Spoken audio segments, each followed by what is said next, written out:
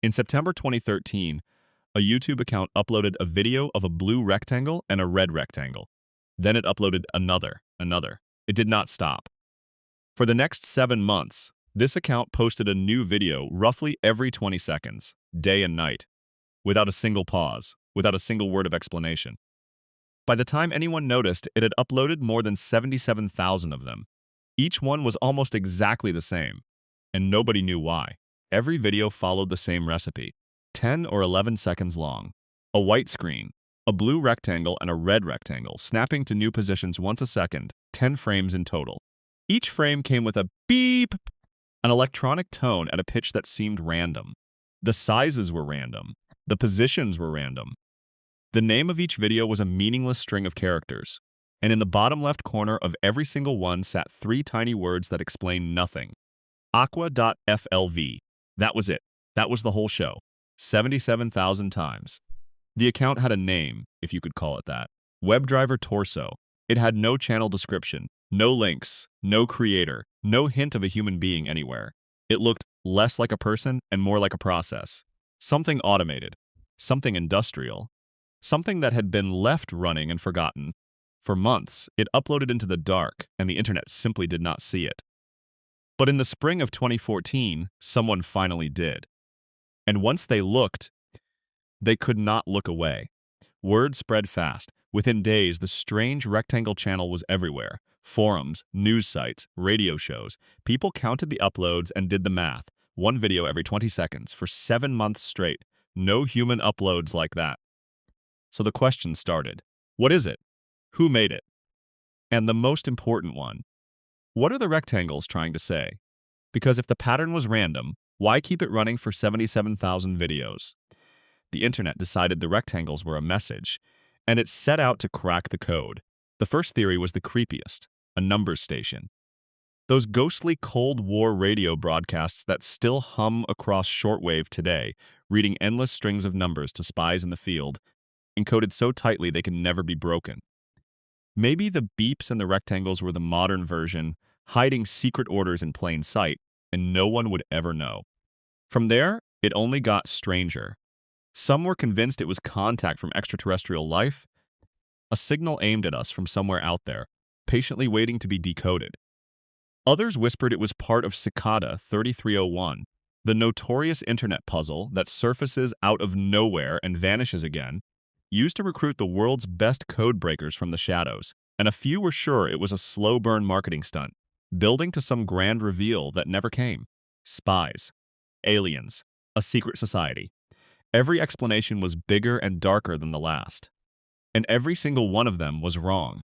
Then the sleuths found the cracks. Buried in the endless flood of identical rectangles were 3 videos that did not belong. The first was titled TMPRKRL85. A name people later read as Temporary Rickroll 1985. It played normally at first.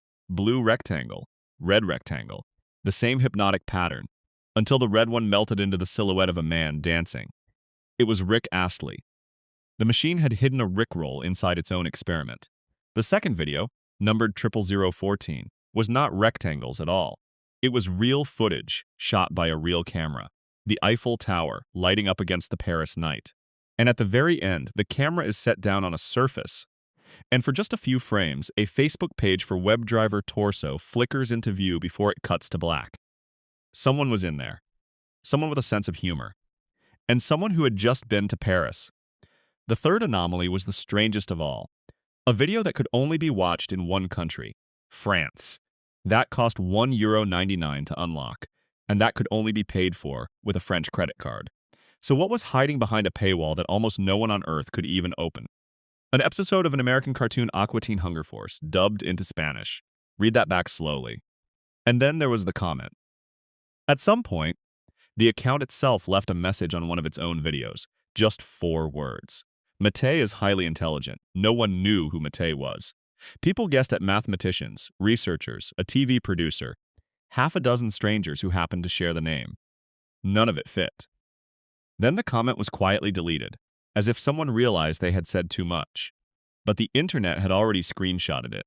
The machine, it turned out, had a personality, and it was taunting them. While the crowd chased aliens, one man just started digging. An Italian blogger who went by Soggetto Ventuno. He did not guess. He did not theorize. He traced. He followed the account back to a whole hidden network of nearly identical profiles, all sitting under one shared tag, YT upload test partner _ torso. Test partner. Upload.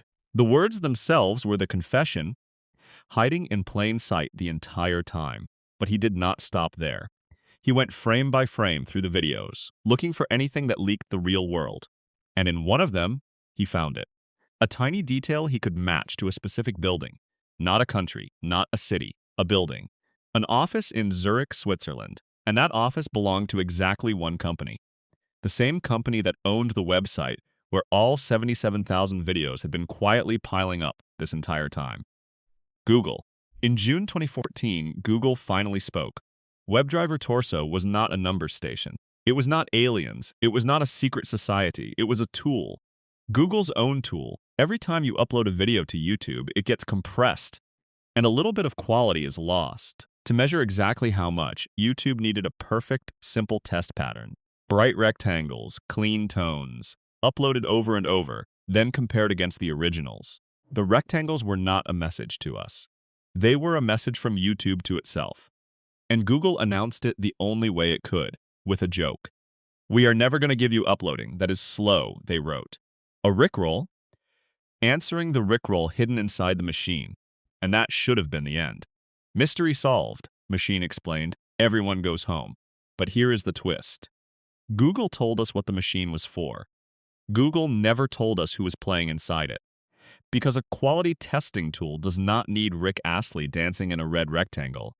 It does not need real footage of the Eiffel Tower at night. It does not need a Spanish-dubbed cartoon behind a French paywall. And it does not need to announce that someone named Matei is highly intelligent. Those were not tests. Those were fingerprints. Left by a person we still cannot name, hiding jokes inside a machine that was never supposed to be watched. The rectangles were explained. The human behind them never was. And to this day, no one has told us who Matei is. If you like mysteries that were solved and somehow got stranger anyway, subscribe. There are more machines out there in the dark, and we are only just getting started.